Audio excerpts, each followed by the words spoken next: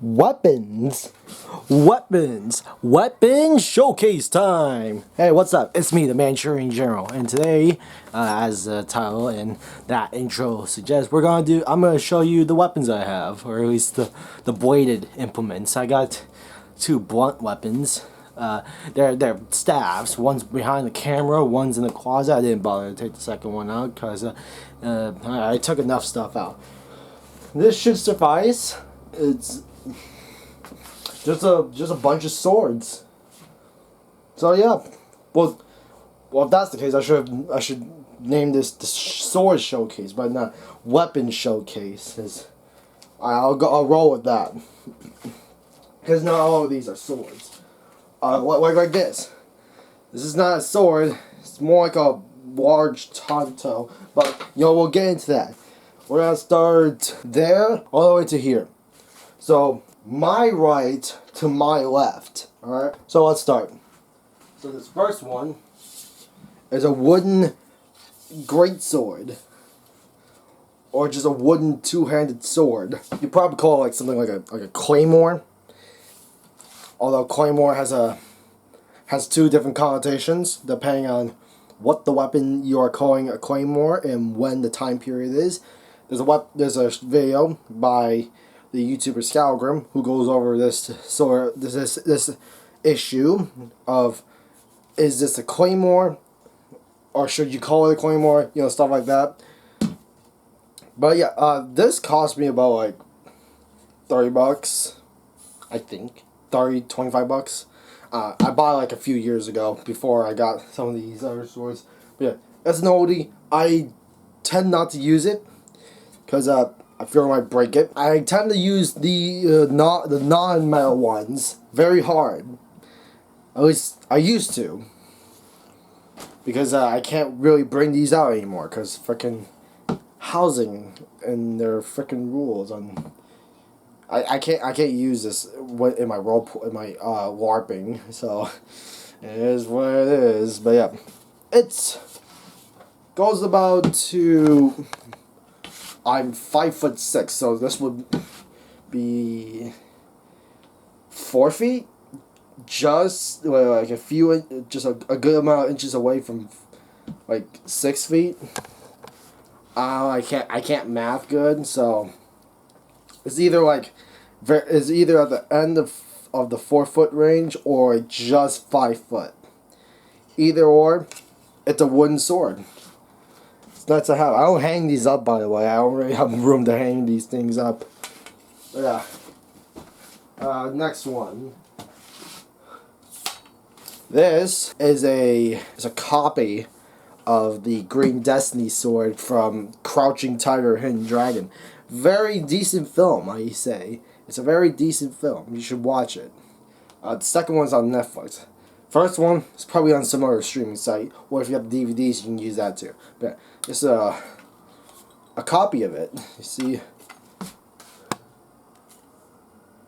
there used to be a tassel there. I think it became untangled at some point. I don't know why. This is my second sword I ever bought. The sword is, the blade is stainless steel. So this is not a practical sword. Now, this handle is roughly oval shaped, but still rounded a good bit. Blade is relatively thin. Not like you're gonna use it though. It's stainless steel. It can't hold an edge can't hold an edge for shit. But yeah. Sword. It's a copy of the Crouching Tiger, Hidden Dragon sword, the Green Destiny. Scabbard's nice. Oh, the scabbard's nice. Yeah. Next sword, and we got a hefty one. I'll tell you, this thing is hefty. Freaking look at this. This is one beastly sword, and not in the good way. It's very, yeah. This is a hefty sword. This is a very hefty sword. This is not a sword to be trifled with. It's very heavy. It's like unreasonably heavy. You can easily switch some stuff out, and this will be significantly lighter. Most of the mass is in the hilt, like this area right here. It's very heavy here. Especially the top of the scabbard and this big freaking guard right here. It's unreasonably heavy. But I guess the designs look decent enough. Blade is this. It's I reckon this is more or less based on like Republic era gin.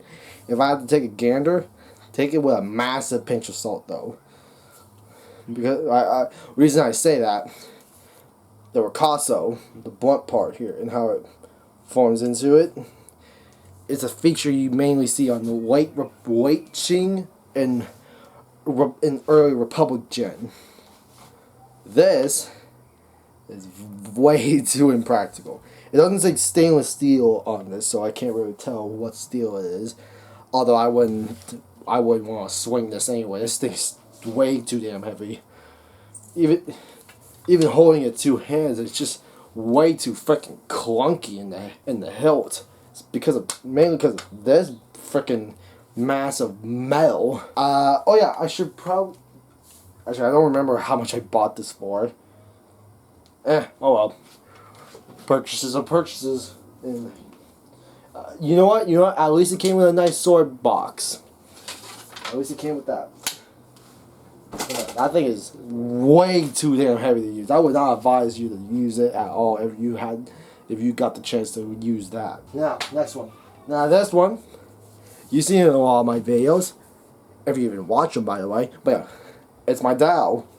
My single-handed dowel. Now this one feels so much lighter than what the frick I was wielding earlier. This one feels so much lighter, so much usable. I can use it. It needs a good bit of sharpening though if I really want to cut something with it. But right now I'm not really in the business of cutting, and I don't think I can cut anytime soon. Oh yeah, the blade has a very good distal taper, at least in my opinion. It is the most distal taper of the swords I got right now. At least it's very noticeable. So you got the base of the blade, and it just thins out all the way to here. I say that's pretty damn good. I remember how much I paid for this one. It was $165. Yeah, $165. I bought from the same places I bought Claymore and the Clunky Sword. Here's the scabbard. Pretty nice. That sword is, I would take a gander and say latter half of the Qing Dynasty because of the Yuanshi styled fittings. Yuanshi being the rounded style as contrasted by the Fengzhi or the Fengshi style, which is the angular style. Sword, discard, it's pretty slim, pretty narrow. Yeah. Next sword, you have a katana. Well, it's like those little thingamajigs. Well, fun thing to have, I say. I forgot how much this cost me, but I don't remember paying it much. I think it was like $80. Yeah, now I remember. I think it was like $80 or something. Yeah. A bit of the scabbard broke, as you can tell from here. It was this bit right here. So this is not a well-made thing, but yeah, it is what it is. I still enjoy it. That's a little keepsake. Distal taper. Here's the base where I think it's called the habaki. Fake hamon. Sword grip. I'm guessing this is where the pin is. It's covered by these fake gems. Suba.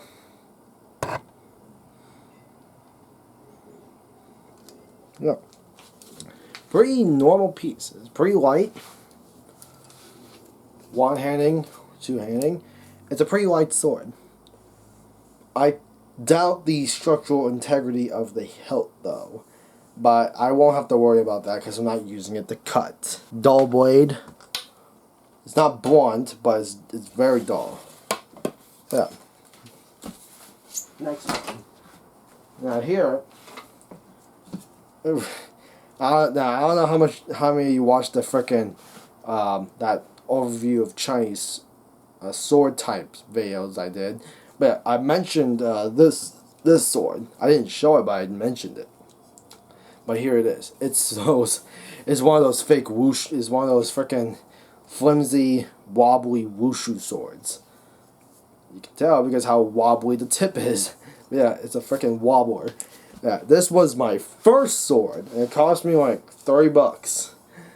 I bought it. It wasn't from the same mall I bought the other swords from. It's from a different mall. But then again, that mall is closed now, so I don't have to worry about that. It's very nicked because I got into the little spat. Do you really are you really surprised with how freaking thin this blade is? Here, I'll show you the taper. See, here's the base. It's already thin enough. Wobbly thin edge. You can see the mirror because it's bent as well. It's mirrored and bent.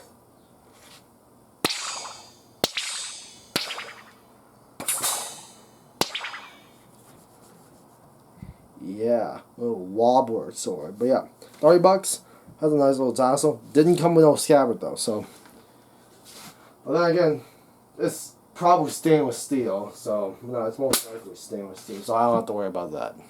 All right, next one. It's a dagger. Is why I could call it dagger. I say this is like a large tanto. Here's the dagger blade, tanto blade, which they refer to as. Yeah. I think I bought this at the mall, or it was a gift from my sister. Same with the next one the last one we're gonna show. I think no, one was definitely gifted by my sister. I think the other one I bought at the mall. Oh, now I remember. I bought this in combination with the white hilted katana. That's what it was. Yeah. I don't remember how much this one cost. I bought them in a bundle. Or at least I got a price for both of them. Yeah. Tonto. Nifty little thing. Very light. Use it as a last resort. You can use it in combat. You can use it to commit seppuku. Yeah, that sort of thing. Now here we have admittedly, this is a very beat up Wakazaki. This one's a Wakazaki. That one was a Tonto. The first one was a katana. Difference? Blade size and hilt size. I say that's the difference. Smaller the blade, smaller the hilt.